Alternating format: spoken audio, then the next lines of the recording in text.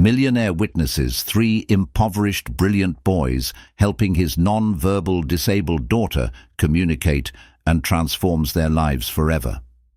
Share in the comments where you're watching from. It's always wonderful to see. Enjoy the story.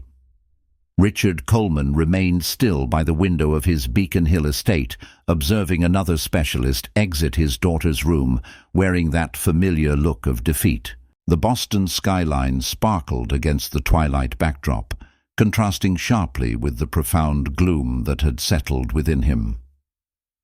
"Mr. Coleman," the physician spoke with gentle firmness, "I regret that we still cannot identify what's causing Olivia's regression." Richard clutched the medical document until the premium paper wrinkled in his grip. His daughter, his precious 7-year-old miracle, had ceased responding to any stimulation 3 weeks ago. No eye contact, no engagement, nothing but a troubling emptiness in eyes that once gleamed with quiet intelligence. "That's not acceptable," he replied, his tone measured despite the turmoil raging within. At 48, Richard had constructed a technology empire from scratch. He wasn't used to challenges he couldn't resolve with wealth or connections. "I've brought specialists from around the world. Someone must have an explanation." The neurologist shifted uncomfortably. "Mr. Coleman, Olivia's condition was already complicated. This sudden regression is perplexing, but occasionally with uncommon neurological disorders." "I don't compensate you for occasionally, doctor," Richard interrupted, turning to fully face him. "I compensate you for answers." After the physician departed, Richard entered Olivia's room. The area resembled a hospital ward more than a child's bedroom, with medical devices humming quietly and monitors tracking vital signs. Nurses maintained vigilant supervision in shifts. In the midst of it all, Olivia sat propped against cushions, her golden hair neatly brushed, wearing her favorite blue dress. Her eyes gazed blankly at nothing. "Sweetheart," Richard whispered, taking her small hand in his.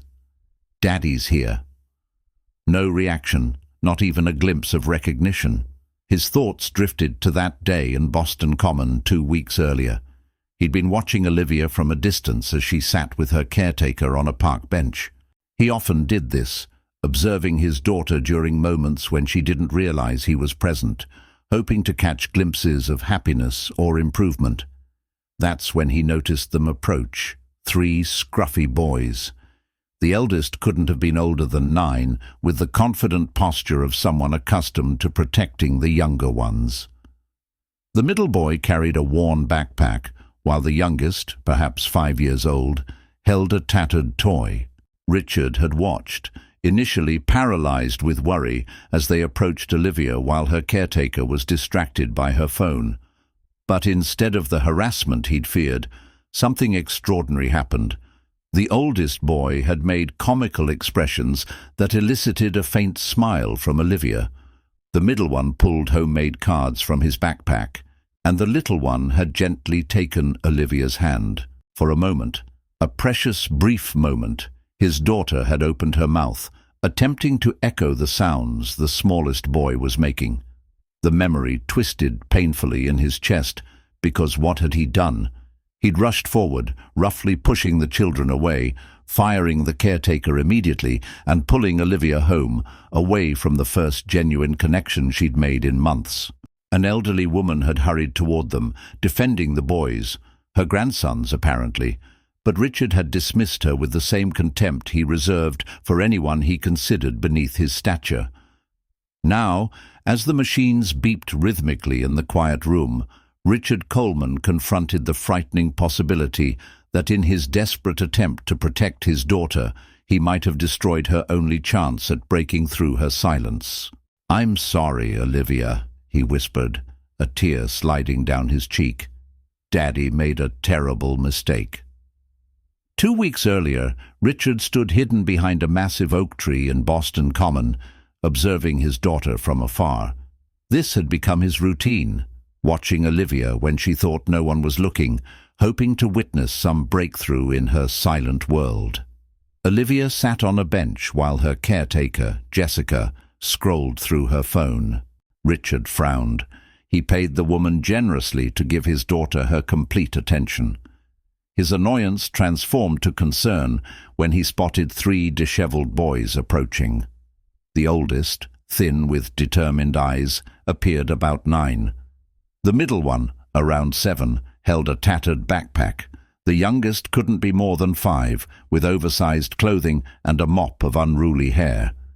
Richard tensed, prepared to intervene, but what happened next stopped him in his tracks. The oldest boy, Tyler, began making elaborate, silly faces. Richard watched in astonishment as Olivia's lips curved slightly upward in the ghost of a smile. The middle boy, Lucas, knelt before her, pulling handmade cards from his backpack. Each card had simple illustrations paired with words: happy, sad, hello. "I made these myself," Lucas explained proudly, "for my brother Mason when he couldn't talk good." The youngest boy, Mason, approached Olivia cautiously, with a gentleness that seemed beyond his years. He took her hand in his tiny fingers. "Like this," he whispered, making soft sounds that seemed part of a private language. Miracle of miracles. Olivia opened her mouth, attempting to mimic the sounds Mason made. Something inside Richard snapped. He burst from his hiding spot, rushing toward the children. "Get away from her," he shouted, roughly pushing Tyler back. "Jessica, you're fired. Pack your things immediately." As he gripped Olivia's arm to pull her away, an elderly woman hurried toward them, her face flushed with indignation. "What do you think you're doing?" she demanded. "Those are my grandsons." "Your grandsons should be in school, not harassing vulnerable children," Richard spat. "Keep them away from my daughter." The woman, Martha, stood her ground. "They were only being kind, something you might learn from." "I don't need parenting advice from someone who lets children run wild," Richard retorted, his voice dripping with disdain. "Come, Olivia, we're leaving." As he pulled Olivia away, he failed to notice her looking back over her shoulder, her eyes following the 3 boys with longing. For the first time in months, something had awakened in her, a connection, and he had severed it instantly. Martha watched them go, her weathered face sad but resolute. "Come, boys," she said softly. "Some people can't see past appearances." Tyler took his brother's hands. "But the girl who can't talk was happy with us, Grandma." "I know, child," Martha sighed. "I know." Neither Richard nor Martha realized then how profoundly their lives would soon become intertwined, or how those 3 little boys would change everything for the lonely millionaire and his silent daughter. The days following the park incident became increasingly torturous for Richard. Each morning, he'd enter Olivia's room with forced optimism, only to be met with the same vacant stare. She refused to eat, avoided eye contact, and seemed to have retreated completely into her inner world. "Mr. Coleman," Dr. Sarah Reynolds spoke carefully, her experienced eyes studying Olivia as the child sat motionless on her bed. "Has anything traumatic happened recently? Any changes to her routine or environment?" Richard waved away the question. "Nothing out of the ordinary, just the usual appointments and therapies." He conveniently omitted the park incident. Something about it made him uncomfortable. Perhaps the memory of his own behavior, or the undeniable fact that Olivia had responded to those children in a way she hadn't with the expensive specialists he hired. "I'll increase her therapy schedule," Richard declared, pulling out his phone. "And I've ordered that new neural response equipment from Switzerland. It'll be here by Wednesday." Dr. Reynolds sighed. "Mr. Coleman, more isn't always better. Olivia needs consistency and emotional connection, not just medical interventions." "With all due respect, Doctor, I believe in solutions, real, tangible solutions, not feel-good theories." His tone left no room for debate. After the doctor left, Richard retreated to his home office, surrounding himself with medical journals and research papers. He made calls to specialists across the globe, offering obscene amounts of money for consultations. His company executives were instructed to handle operations without him. Olivia was his only priority now. Walter, his longtime chauffeur, observed this frenzy with growing concern. Having served the Coleman family for over 20 years, he'd witnessed Richard's transformation from an ambitious young entrepreneur to the cold, calculating businessman he'd become. But beneath that hardened exterior, Walter glimpsed something else, the desperate love of a father who didn't know how to reach his child. Late one evening, Walter was delivering fresh coffee to Richard's office when he found his employer staring blankly at the wall, medical reports scattered across his desk. "Nothing's working," Richard whispered, more to himself than to Walter. "I've hired the best minds in medicine. I've thrown millions at this problem. Why can't I fix her?" Walter hesitated, then carefully set down the coffee cup. "Perhaps, sir, some things aren't meant to be fixed but understood." Richard looked up sharply. "What's that supposed to mean?" "Just that perhaps Miss Olivia needs something different than what medicine can provide." For a brief moment, Richard's carefully constructed facade cracked, revealing the terrified father beneath. "What if I lose her, Walter? What if she never comes back to me?" Walter nodded solemnly, understanding the unspoken fear. "Sometimes, sir, the answers come from unexpected places." Neither spoke the obvious truth hanging in the air, that Richard Coleman, for all his wealth and power, might be completely helpless to save the one person who mattered most to him. Walter stood outside Richard's office door, hand poised to knock, his weathered face reflecting inner conflict. After 20 years of service, he knew his place, and offering unsolicited advice to Richard Coleman was certainly stepping beyond it. But the image of little Olivia wasting away in her room compelled him forward. 3 gentle knocks. "Enter," came Richard's tired voice.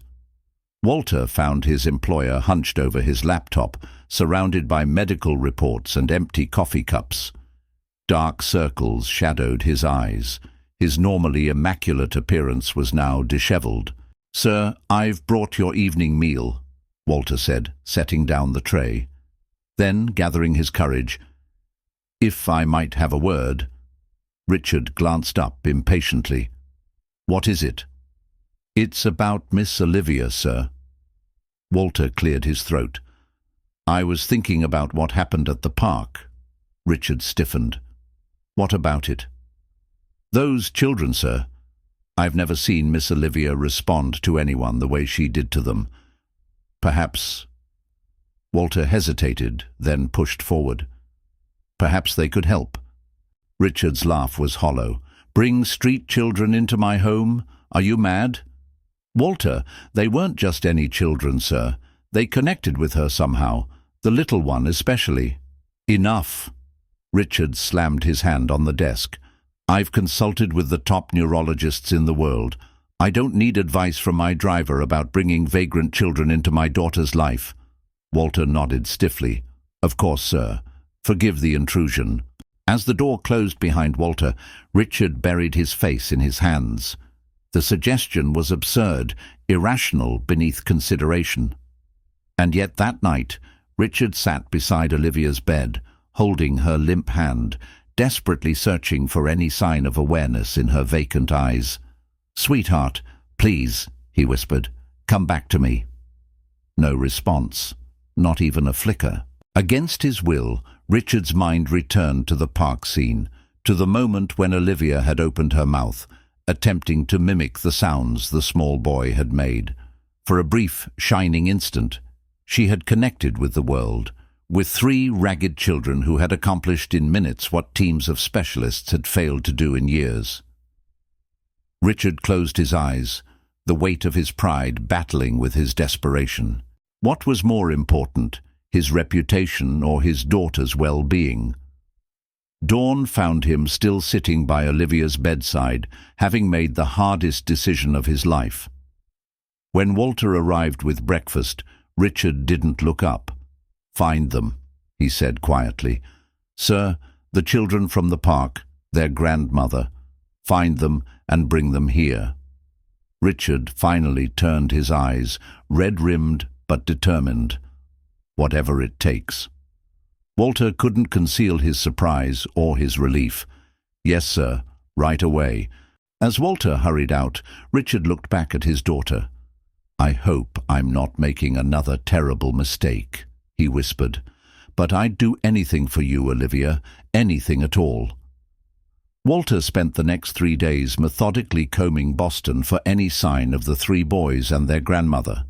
He began at Boston Common, questioning vendors and regular visitors before expanding his search to nearby neighborhoods. He visited homeless shelters, community centers, and soup kitchens throughout South End, showing a photo of Olivia and describing the children who had approached her. Most leads went nowhere, but Walter persisted with quiet determination. On the 3rd day, exhausted and discouraged, he entered a small community center in South End.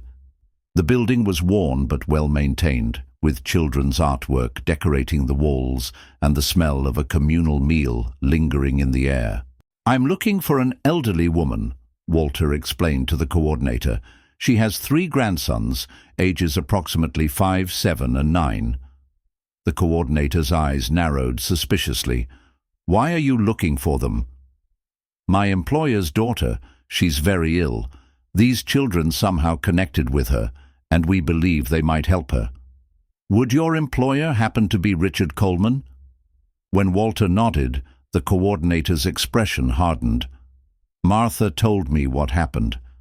That man humiliated those boys in public." "Please," Walter said softly. "The little girl is getting worse. She won't eat, won't respond to anyone. Mr. Coleman is desperate." Before the coordinator could answer, a voice spoke from behind them. "So the mighty Richard Coleman needs our help now?" Walter turned to find an elderly woman watching him with sharp, intelligent eyes. Despite her worn clothing, she carried herself with unmistakable dignity. "Mrs. Martha," Walter said, recognizing her from the park. "Yes, Mr. Coleman sent me to find you and your grandsons." Martha crossed her arms. "First he treats us like garbage, now he wants our help. The nerve of that man." "It's not for him," Walter replied. "It's for his daughter. She's very ill." A small head peeked around Martha's skirts. It was the oldest boy, Tyler. "Is the girl who can't talk sick?" he asked, his young face serious. "Yes," Walter confirmed. "She's gotten much worse since that day in the park." Tyler looked up at his grandmother. "We should help her, Grandma. I can teach her to talk like I taught Mason." Martha's expression softened as she looked down at her grandson. Then she turned back to Walter, her resolve weakening. "That man treated us like we were nothing," she said, but the fire had gone from her voice. "I know," Walter acknowledged, "and I can't defend his behavior, but I've known Mr. Coleman for 20 years. He loves his daughter more than anything in this world. He's a desperate father, nothing more." Martha sighed deeply, studying Walter's face. Whatever she saw there seemed to satisfy her. "Boys!" she called. 2 more small figures appeared, Lucas with his backpack and little Mason clutching a worn teddy bear. "We're going to visit the girl from the park. She's not feeling well." Tyler nodded solemnly. "I'll bring my special sounds book." As Walter led them to the waiting car, Martha caught his arm. "I'm doing this for the child," she said firmly, "not for him." "I understand," Walter replied, opening the car door. "And so does Mr. Coleman." The arrival of Martha and her grandsons at the Coleman mansion created a palpable tension. Richard stood in the grand foyer, his posture stiff and uncomfortable as Walter escorted the visitors inside. The contrast was stark, the opulent surroundings against Martha's worn but dignified appearance, and the boys' clean but clearly second-hand clothing. "Mrs. Martha?" Richard nodded formally, unable to meet her eyes directly. "Thank you for coming." Martha's response was cool but civil. "We're here for the child, Mr. Coleman." Tyler looked around with undisguised curiosity, while Lucas clutched his backpack tightly. Little Mason simply held his grandmother's hand, eyes wide at the splendor surrounding them. "This way," Richard said, leading them upstairs. The hallway to Olivia's room felt endless. Richard paused outside her door, his hand on the knob for a moment. Vulnerability cracked his composed facade. "She hasn't responded to anyone in weeks," he warned quietly. "Please don't be disappointed if—" He couldn't finish the sentence. Martha's expression softened slightly at this glimpse of the worried father beneath the arrogant businessman. Inside, Olivia lay against her pillows, her face turned toward the window. A nurse was attempting to coax her to eat without success. "Olivia," Richard called softly, "there are some friends here to see you." No response. The nurse shook her head sadly and placed the untouched food aside. Tyler stepped forward confidently, seemingly unfazed by the medical equipment surrounding the bed. "Hi again," he said brightly. "Remember us from the park?" Nothing. Richard's heart sank. Lucas approached next, opening his backpack and arranging his homemade communication cards on the bed. "I brought my special cards," he explained, spreading them out. "See, this one means happy." Still no reaction from Olivia. Then Mason, the smallest, moved to the bedside without hesitation or instruction. He simply took Olivia's limp hand in his own tiny one. "Hi," he whispered, his voice soft but clear. "I'm Mason." For several heartbeats, nothing happened. Richard was about to suggest they try again another day, when he noticed the slightest movement of Olivia's head, turning away from the window toward Mason. Tyler immediately moved closer, making the simple sounds he'd created for his younger brother years ago. "Ah, hey, oh," he demonstrated, exaggerating the mouth movements. To everyone's astonishment, Olivia's eyes tracked his movements. When Mason offered a spoonful of the abandoned food, she accepted it without resistance. "Try again," Tyler encouraged, making another sound. Olivia's lips parted slightly, and a faint noise emerged, her first voluntary sound in weeks. "Ta," she managed, a clear attempt to say Tyler. Richard staggered backward, gripping the door frame for support. The nurse gasped, and Martha watched with quiet satisfaction. "She likes us," Mason stated simply, continuing to hold Olivia's hand as if it were the most natural thing in the world. Richard struggled to comprehend what he was witnessing. In mere minutes, 3 children without medical training or expensive equipment had reached his daughter in ways that teams of specialists had failed to do for weeks. In that moment, watching his daughter's eyes show recognition for the first time in what felt like an eternity, Richard Coleman realized how desperately wrong he had been and how much he still had to learn. Over the next few days, a remarkable transformation took place in the Coleman mansion. Richard formally proposed that Martha and the boys visit daily, offering his driver to transport them and suggesting a generous compensation for their time. "I don't want your money," Martha replied firmly, "but I won't deny the children the chance to help that little girl." A new routine quickly established itself. The rigid medical schedule that had dominated Olivia's life gradually gave way to interactive sessions with Tyler, Lucas, and Mason. The sterile atmosphere of her room softened as children's laughter and whispered conversations replaced the clinical silence. Tyler, with his extraordinary intuition for non-verbal communication, developed a personalized system for Olivia.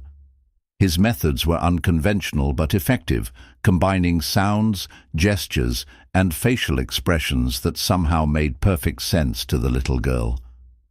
"You have to feel the sounds," he explained to a baffled speech therapist who observed their session. That's how I taught Mason when he was little. Lucas, methodical and detail-oriented, created simple games and tools from household materials, communication boards, picture cards, and tactile objects that engaged Olivia's senses. His inventiveness impressed even Richard, who found himself taking notes on the boy's intuitive approaches. "Look, Mr. Coleman," Lucas demonstrated proudly.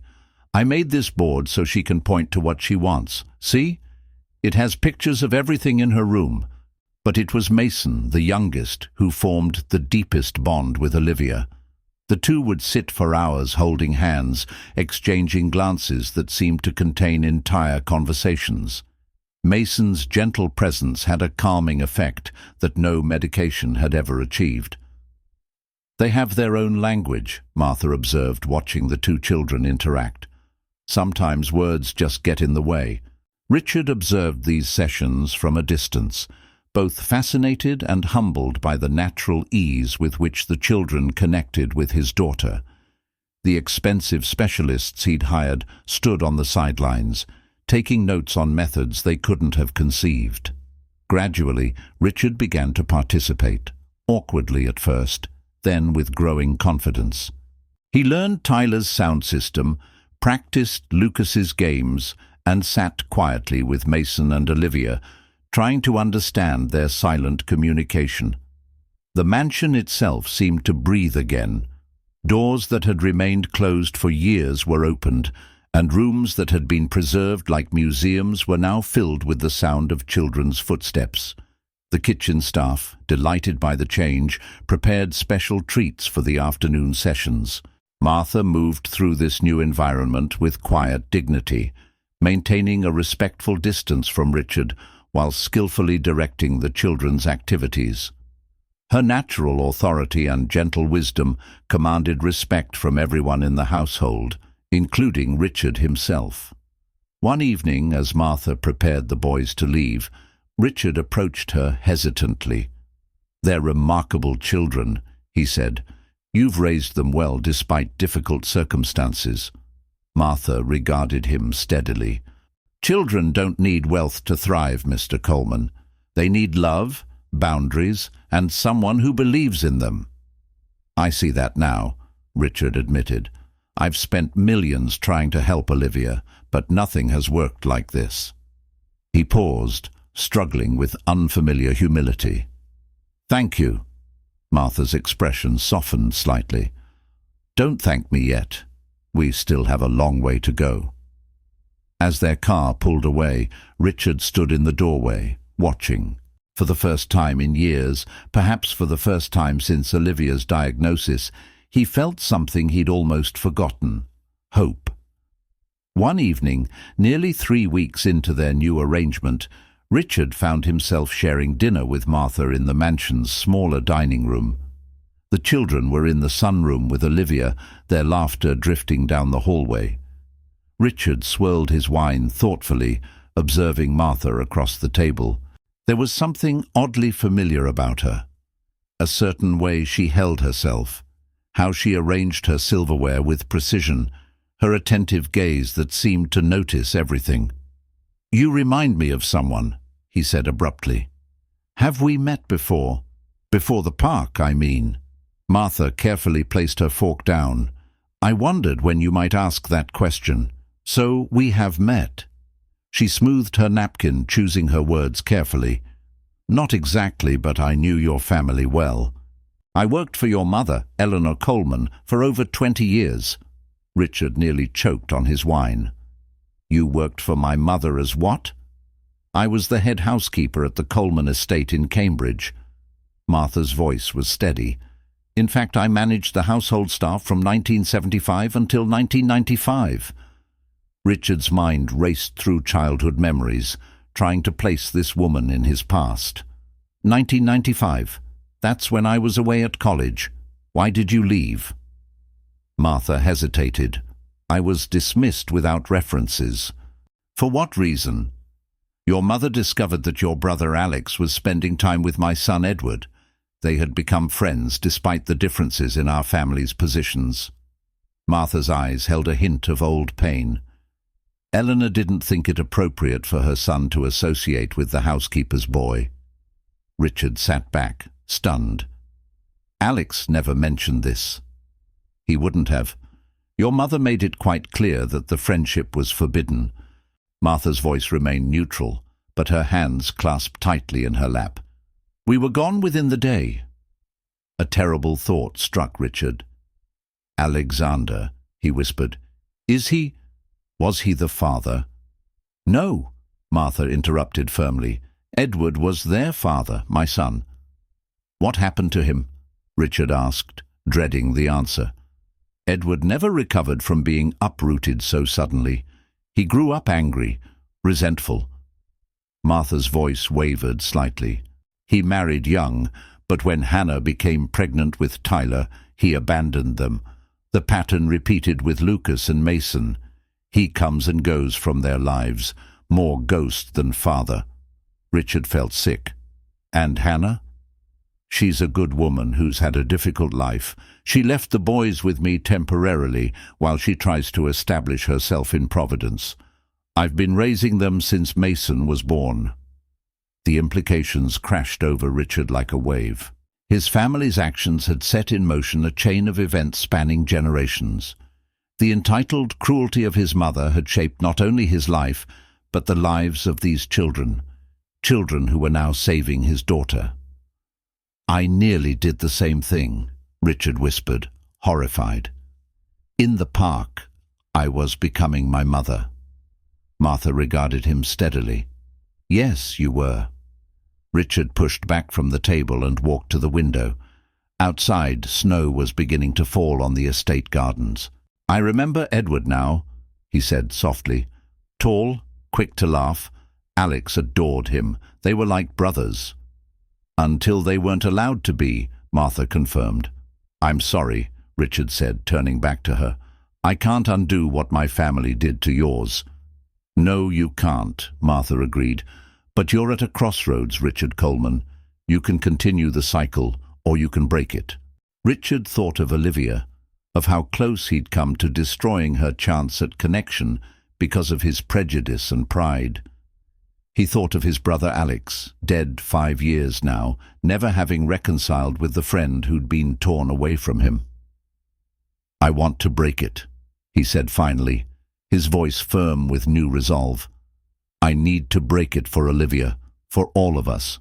In the silence that followed, children's laughter floated in from the sunroom, a sound of pure joy that had been absent from the mansion for far too long. A sound that challenged decades of Coleman family tradition and offered the possibility of a different future. The revelation about Martha's connection to his family shook Richard to his core. That night, he retreated to his study, unearthing old photo albums and family records he hadn't examined in years. In one dusty album, he found it. A summer picnic photo with a teenage Alexander laughing beside a tall boy with Martha's determined eyes. Sleep eluded him as memories resurfaced. How different might Edward's life have been if his mother hadn't interfered? How different might all their lives have been? When dawn broke, Richard emerged from his study a changed man. The transformation wasn't immediate or dramatic. It began with small gestures. He joined the children's morning session with Olivia. Instead of reviewing medical reports, he asked Martha about her techniques. You have to get down on their level, Martha explained, as Richard awkwardly lowered himself to the carpet where Olivia and Mason sat. Children don't communicate like adults. They speak through play, through touch, through presence. Richard felt ridiculous at first. A 48-year-old technology magnate sitting cross-legged on the floor, making nonsensical sounds with Tyler's encouragement. But when Olivia looked directly at him, truly saw him for the first time in months, his embarrassment vanished. "That's it, Mr. Coleman," Tyler exclaimed. "She's connecting with you now." The corporate empire that had consumed Richard's life for decades suddenly seemed less important. He began delegating responsibilities, cancelling unnecessary meetings, and rearranging his schedule to prioritize the afternoon sessions with Olivia and the boys. His executive team was baffled by the change. Richard Coleman, notorious for his 60-hour work weeks and ruthless business tactics, was now leaving the office by 3 each day and speaking of emotional intelligence and authentic connection. "Sir, about the Singapore merger," his CFO ventured during one shortened meeting. "What about it?" Richard asked, checking his watch. "We can drive a harder bargain. They're desperate to close." "Then offer fair terms," Richard interrupted. "I want partners, not victims, and I need to be home by 3. The change extended beyond his business practices. Richard began acknowledging the mansion staff by name, inquiring about their families, noticing their contributions. Walter, who had served the family for decades, was particularly stunned when Richard insisted he join them for dinner one evening. "You were right, Walter," Richard admitted over dessert. "The answers did come from unexpected places." The most significant shift, however, was in Richard's approach to Olivia's care. The medical equipment was gradually moved to a side room. The rigorous therapy schedule gave way to a more balanced routine that incorporated play, rest, and natural interactions. Dr. Reynolds observed these changes with quiet approval. "You're finally seeing your daughter, not just her condition," she noted during a follow-up visit. "I was trying to fix her," Richard confessed, "but she didn't need fixing." As Olivia began forming more sounds and responding to the communication system developed by Tyler, Richard found himself doubting every assumption he'd ever held: his wealth, his status, his power. None of it had helped his daughter. Instead, it had taken 3 children from the margins of society to show him what true connection looked like. One evening, as Richard watched Mason and Olivia drawing together, Martha joined him by the window. "You're different," she observed. "I'm trying to be," he replied. "I spent years becoming exactly what my mother wanted. Cold, efficient, successful. I never questioned it until now." "It's never too late to change course," Martha said. "Look at Olivia. A month ago, she was unreachable. Now she's drawing pictures with Mason and learning Tyler's sound system." "Because of your family," Richard acknowledged. "The very people my mother would have kept at arm's length." Martha studied him thoughtfully. "Perhaps that's the lesson in all this. The barriers we create, wealth, status, education, they don't protect us. They isolate us." Outside the window, snow continued to fall on the Boston evening, covering the manicured gardens in a blanket of white that made no distinction between expensive ornamental plants and common weeds. Inside, the laughter of children, all children, filled the once silent halls of the Coleman mansion. Richard Coleman, who had spent a lifetime building walls, now found himself tearing them down one brick at a time. The peaceful rhythm that had developed at the Coleman mansion was shattered one crisp morning when Walter rushed into Richard's study, his usually composed demeanor visibly shaken. "Sir, there's a situation at the front gate. A woman is demanding to see the children. She claims to be their mother." Richard felt his stomach drop. In the entrance hall, Martha stood rigidly beside a younger woman with tired eyes and Tyler's determined jaw. Despite her worn clothing, Hannah carried herself with unmistakable dignity. "Where are my children?" she demanded the moment Richard appeared. "They're upstairs with my daughter," Richard replied evenly. "Martha, perhaps you should—" "I'm not going anywhere," Martha said firmly. "Hannah, we need to discuss this calmly." "Calmly?" Hannah's voice rose. "My children have been coming to a stranger's mansion for weeks without my knowledge. I had to hear about it from a neighbor in Providence." Richard stepped forward.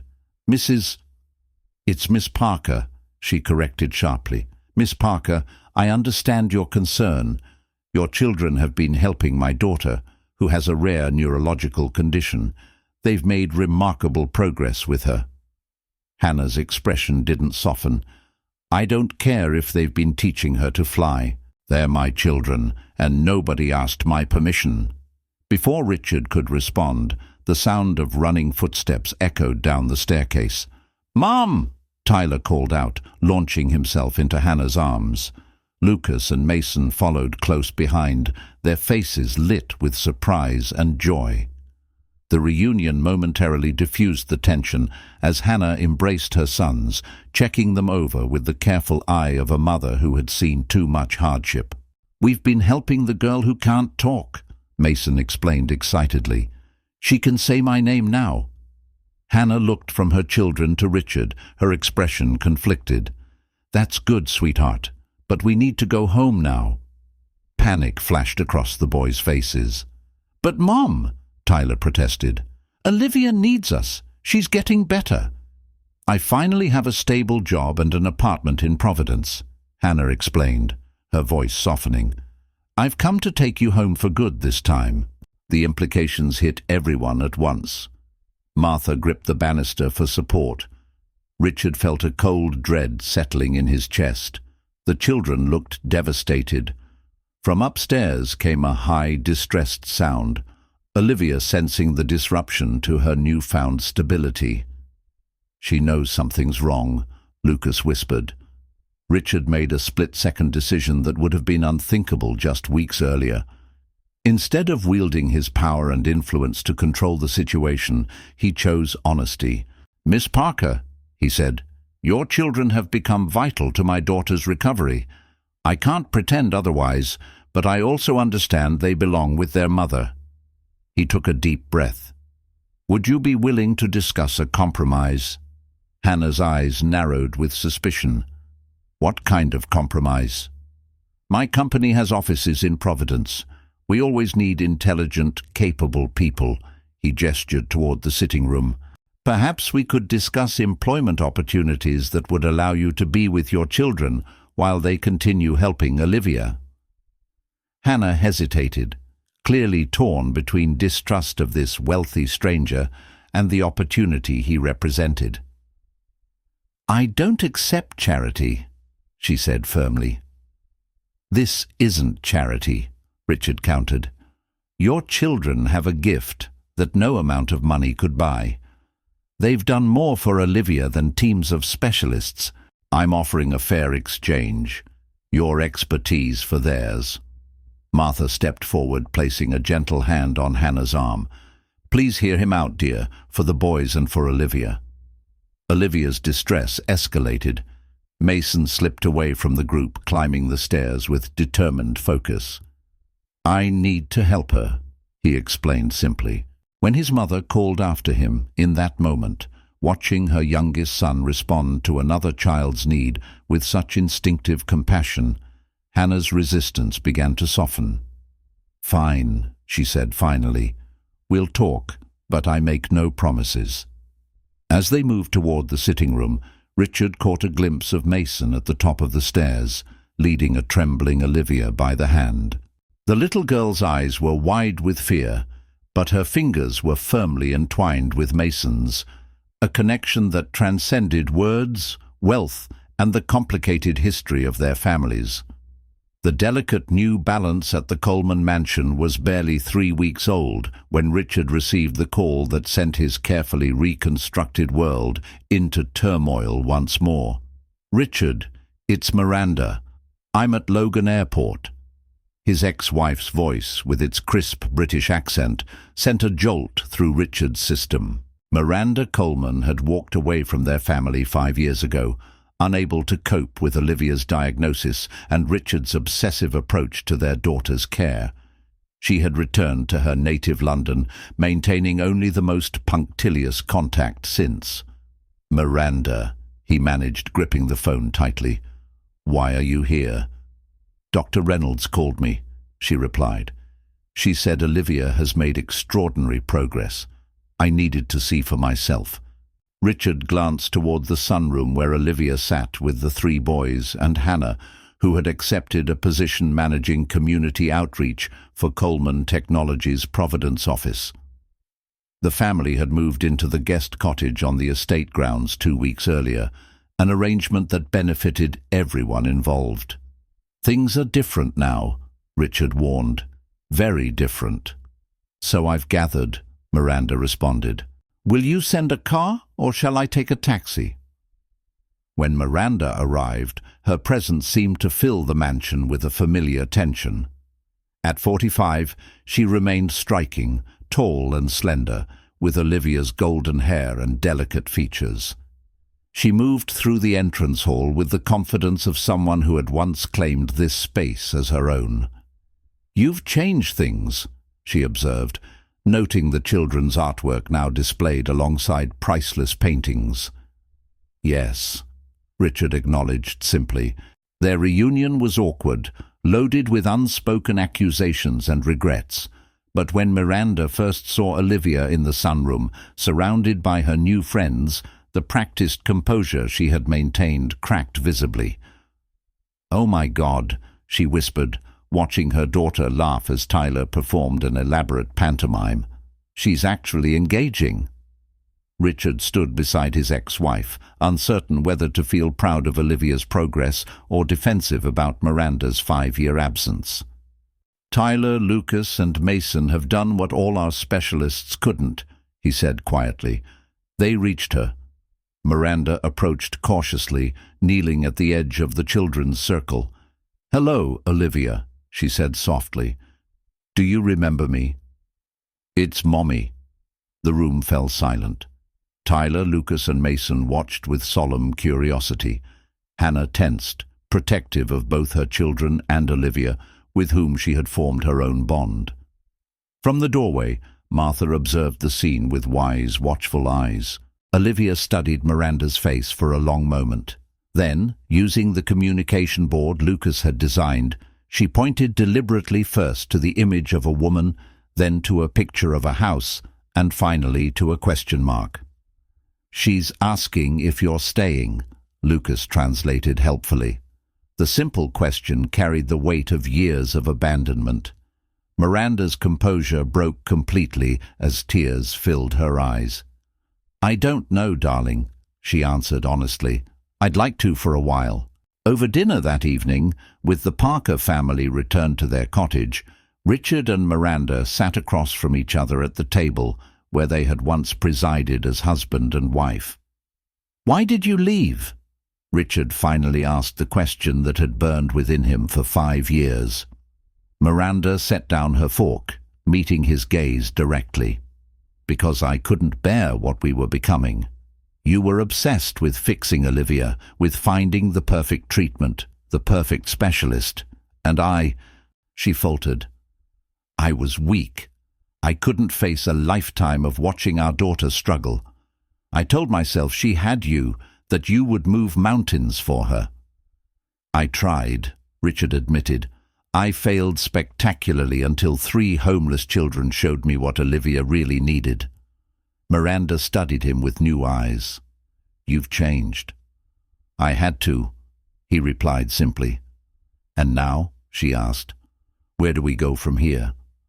It was a complicated question with no easy answer. Miranda's return added yet another layer of complexity to the already unconventional household. Her presence both unsettled and completed something in their daughter's life, a missing piece restored, however tentatively. As the days passed, Miranda observed the dynamics that had developed in her absence. She watched Hannah's growing confidence as she balanced motherhood with her new professional role. She noted Martha's quiet authority that somehow held their disparate family together, and she witnessed the remarkable bond between Olivia and the 3 boys who had broken through her isolation. "It's extraordinary," Miranda confided to Richard one evening as they watched the children from the terrace. "This hodgepodge family you've created. It's nothing like what we planned, but it works." Richard nodded. "I've learned that sometimes the best families aren't the ones we plan. They're the ones we find." The days following Miranda's return brought a complex tapestry of emotions to the Coleman mansion. What might have become a bitter contest for Olivia's affection instead evolved into something unexpected, a tentative alliance between two women who had navigated very different kinds of pain. "I left because I couldn't face it," Miranda confessed to Hannah one afternoon as they watched the children in the garden.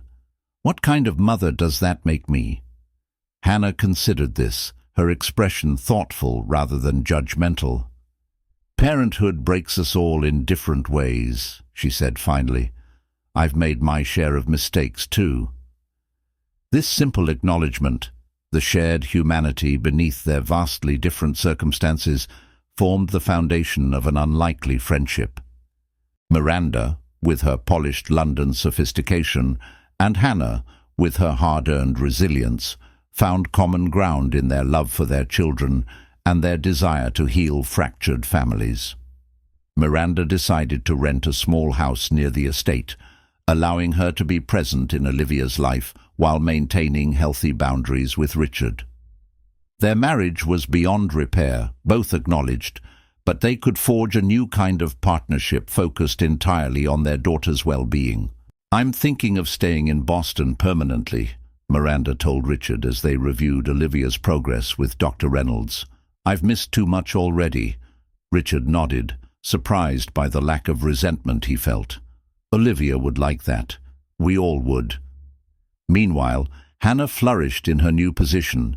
Years of managing crises with limited resources had honed her problem-solving skills and empathy, qualities that made her exceptionally effective at community outreach. Coleman Technology's reputation began to shift in Providence from a distant corporate entity to an engaged community partner. "You have a natural talent for this work," Richard observed during a review of her first community initiative, a technology access program for underserved neighborhoods. "Poverty teaches you to see what people actually need, not what others think they should have," Hannah replied. Martha remained the steady center of this evolving constellation, guiding both families with quiet wisdom. She moved between the mansion and the guest cottage with ease, maintaining traditions while embracing necessary changes.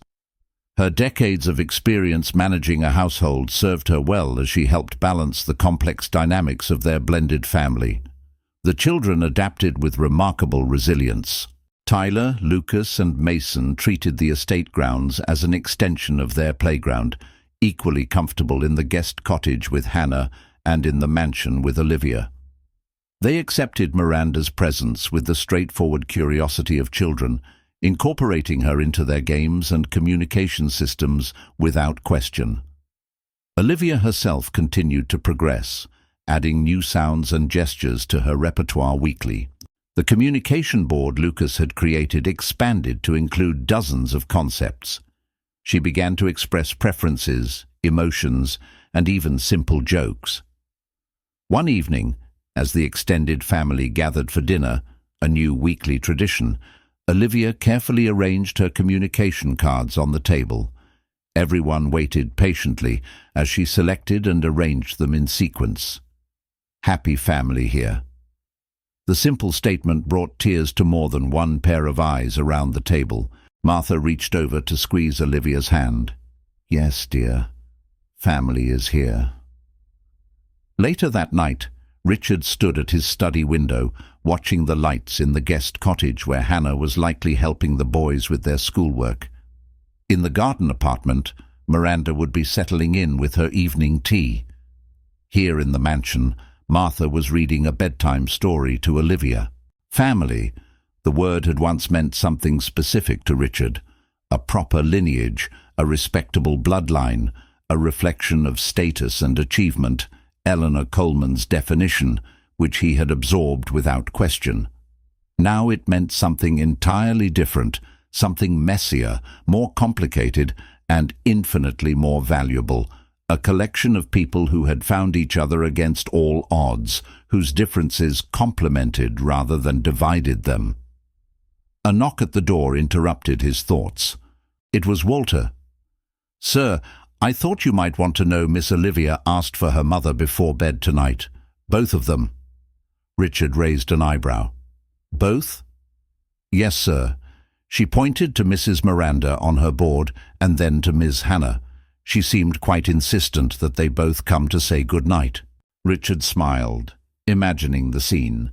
His proper British ex-wife and the resilient young mother from Providence both sitting on the edge of his daughter's bed, united in their care for a child who had discovered that love was not limited to conventional boundaries. "Thank you, Walter," he said softly, "for everything." An unexpected email arrived in Richard's inbox on a Tuesday morning. The sender's name, Dr. Hinrich Vogel, director of the Neurocognitive Research Institute in Zurich, meant nothing to him at first, but the subject line made his heart race. Revolutionary treatment possibility for Olivia Colman. Richard hesitated before opening it, his finger hovering over the mouse. 6 months ago he would have clicked immediately, desperate for any medical solution. Now he found himself strangely reluctant. The email was detailed and professional. Dr. Vogel had heard about Olivia's case through medical channels, perhaps from one of the many specialists Richard had consulted over the years.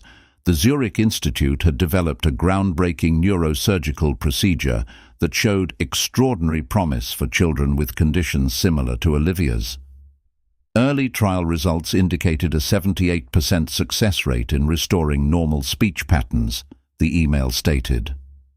"We believe Olivia would be an ideal candidate." Richard read the email 3 times before calling Dr. Reynolds.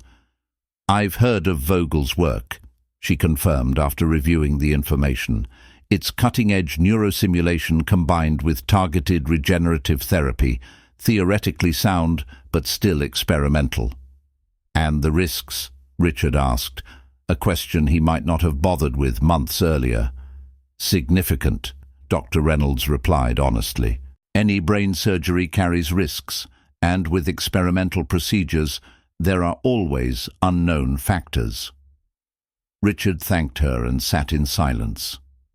After ending the call, he found himself thinking not about medical statistics, but about Olivia's face that morning as she worked with Tyler on new sounds, her concentration and determination evident in every attempt.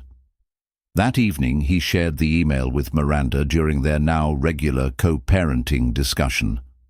"Surgery?" Miranda's face paled. "In Switzerland?" "The success rates look promising," Richard said, though with less enthusiasm than he might once have shown. "It could potentially restore her speech completely." Miranda studied him with curiosity. 6 months ago, you would have had her on a plane already. What's changed?" The question gave Richard pause. "Everything," he finally admitted. "I'm not sure fixing her speech is the goal anymore. She's communicating now in her own way with help from the boys, but if she could speak normally—" Miranda left the sentence unfinished. "Would she be happier? More herself?" Richard shook his head. "I don't know any more." They agreed to discuss it with Martha and Hannah, whose perspectives had become invaluable. The conversation expanded to include Dr. Reynolds and Olivia's therapy team. Opinions were divided, with the medical professionals generally favoring the opportunity, while Martha expressed caution. "She's making steady progress with the methods we're using now," Martha pointed out. "Is it worth the risk of surgery?" Richard was surprised when Tyler asked to join the discussion after overhearing the adults talking. "Are you trying to make Olivia talk like everyone else?" the 9-year-old asked directly. Richard nodded. "There's a doctor who might be able to help her speak normally." Tyler considered this with remarkable seriousness for his age. "But what if she doesn't want to talk like everyone else? What if she likes her special language?" "We don't know what she wants," Miranda said gently. "Did you ask her?" Tyler challenged. The adults exchanged guilty glances. They hadn't. Using the expanded communication system that had been developed over the past months, they carefully explained the situation to Olivia. She listened intently, her eyes moving between the adults as they spoke. When asked if she wanted to try the new treatment, Olivia didn't respond immediately. Instead, she looked toward Mason, who had been quietly observing from the corner. The 5-year-old came to sit beside her, taking her hand in his familiar gesture of support. Finally, Olivia pointed to several images on her board in sequence: scared, doctor, cut, head, then more hopefully, friends, help me, talk already. The simplicity and clarity of her response struck Richard deeply. His daughter understood more than any of them had given her credit for. She recognized both the opportunity and the risk, and she had made her choice based not on medical possibilities, but on human connection. Later that evening, as Richard drafted a polite but firm refusal to Dr. Vogel, he reflected on how completely his values had transformed.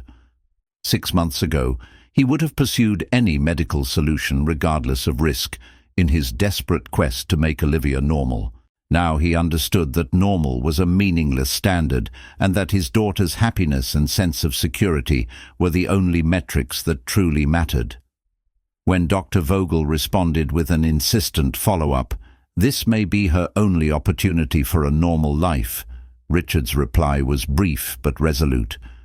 "My daughter is already living an extraordinary life, surrounded by people who love and understand her exactly as she is. We respectfully decline the invitation."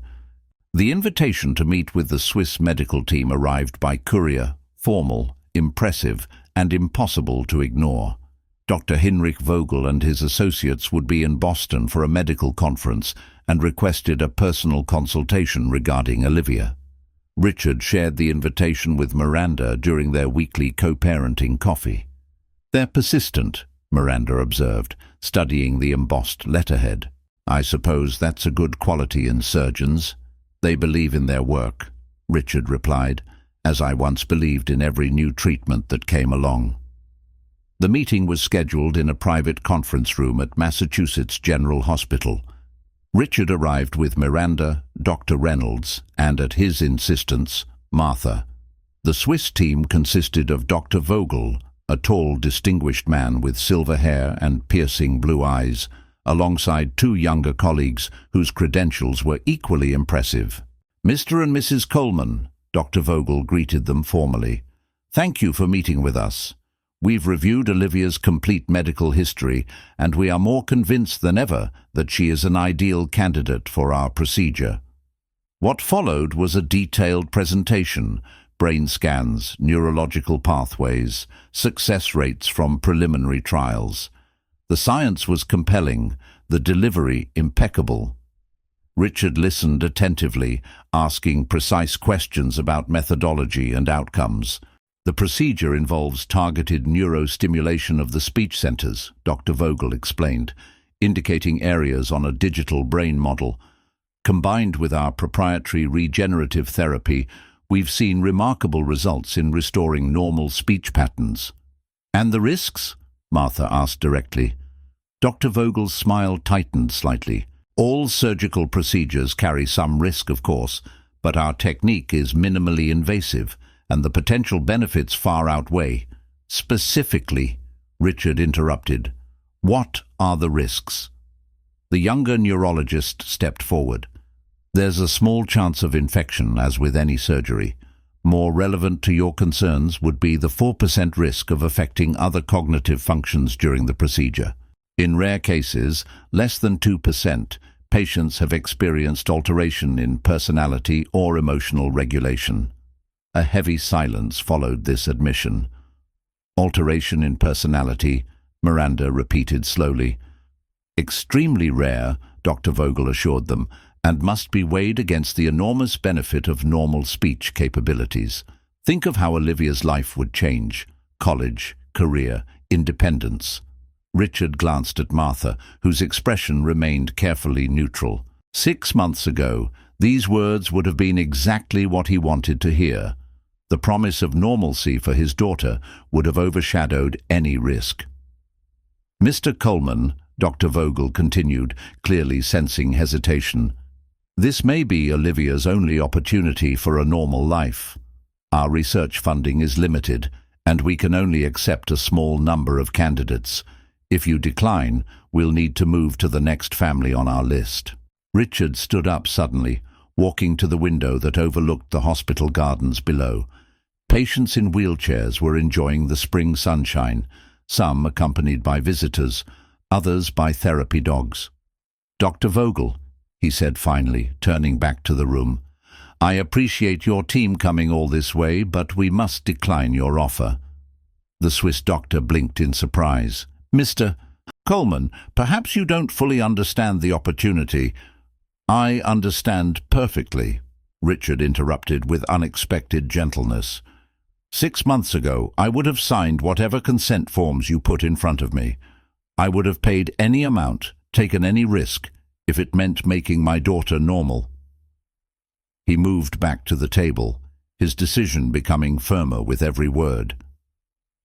"Olivia is progressing remarkably with her current support system.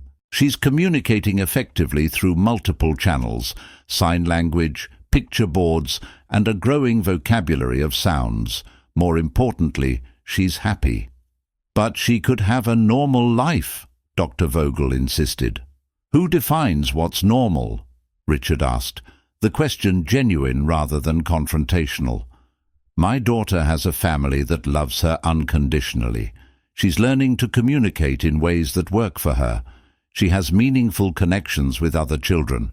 By any measure that truly matters, her life is already extraordinary."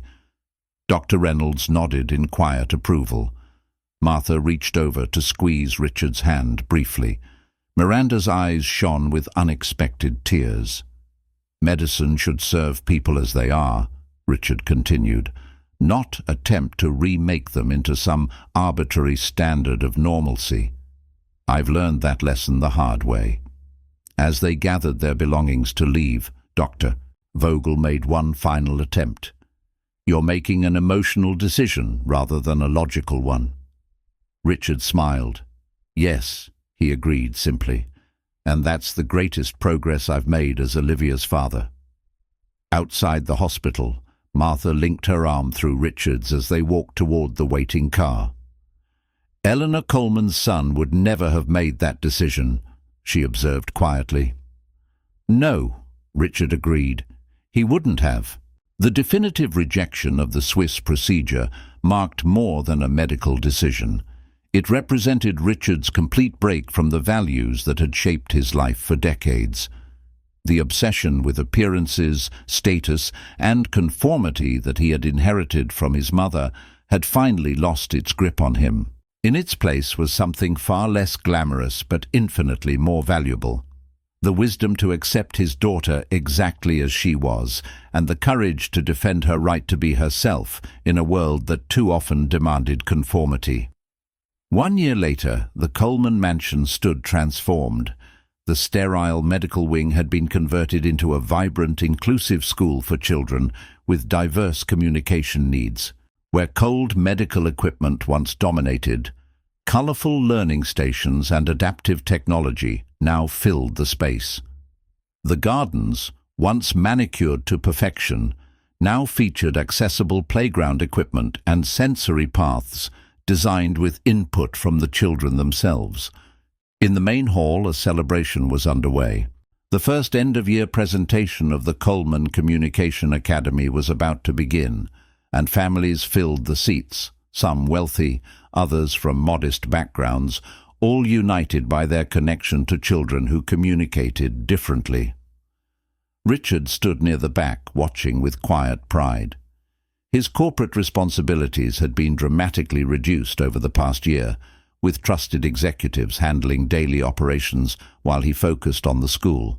The technology titan who once measured success in profit margins and market share now found fulfillment in the small victories of children finding their voices in whatever form those voices took. Hannah moved confidently through the crowd, greeting parents and directing volunteers. As director of the Coleman Foundation for Assistive Communication, she had channeled her natural leadership abilities into developing technologies based on the intuitive methods created by her sons. Her work had already helped dozens of families beyond their immediate circle. Martha supervised the residential program that provided housing for families who couldn't otherwise access the specialized education offered at the academy. Her decades of experience running the Coleman household had prepared her perfectly for creating a warm, supportive environment for children from diverse backgrounds. Miranda divided her time between London and Boston, maintaining her career while remaining actively involved in Olivia's life. The co-parenting relationship she and Richard had developed served as a model for other families at the school, demonstrating that separation didn't have to mean division. As the lights dimmed, Walter, now the school's transportation coordinator, guided the last few guests to their seats. The audience fell silent as the first group of students took the stage for their presentation. Richard felt a familiar tightening in his throat as Olivia stepped forward, flanked by Tyler, Lucas, and Mason. At 8 years old, she stood tall and confident, a stark contrast to the withdrawn child she had been just a year earlier. Tyler, now 10, remained her steadfast communication partner. Lucas, 8, continued to devise creative tools to bridge communication gaps. Mason, 6, still held her hand with the same simple, powerful connection that had first broken through her isolation. Using a combination of signs, picture cards, and spoken words, the 4 children presented their year-end project, a story about friendship that transcended barriers. When it came time for Olivia's part, the audience held its collective breath. With clear effort but unmistakable determination, she formed the words that had once seemed impossible. "Thank you, Tyler, Lucas, Mason. You gave me a voice." The simplicity and profound truth of her statement brought tears to eyes throughout the audience. Martha clasped her hands in quiet joy. Hannah beamed with motherly pride. Miranda wiped away tears, and Richard, the man who had once believed that money and power could solve any problem, understood at last the true meaning of wealth. After the presentation, as families mingled and celebrated, Richard found himself standing in the garden with Martha, watching the children play on the equipment that had replaced his mother's prized rose bushes. Eleanor would be horrified, he observed with a small smile. "Perhaps," Martha agreed, "or perhaps she would have evolved." Richard shook his head. "Some people never change." "You did," Martha reminded him gently. The journey from that fateful day in Boston Common to this moment had transformed not just a mansion, but an entire worldview. Where Richard had once seen deficiency in his daughter's difference, he now recognized the unique gifts she brought to their lives.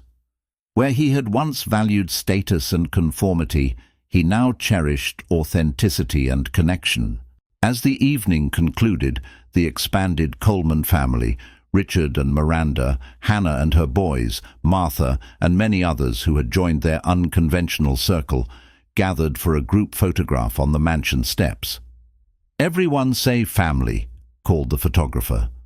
The word echoed across the gathering, some speaking clearly, others signing, some using communication devices, and others making unique sounds that meant the same thing: family, connection, belonging. And Olivia's voice, in its own perfect hard-won form, joined the chorus. Thanks for watching to the end. If you enjoyed this story, be sure to hit that like button and subscribe for more.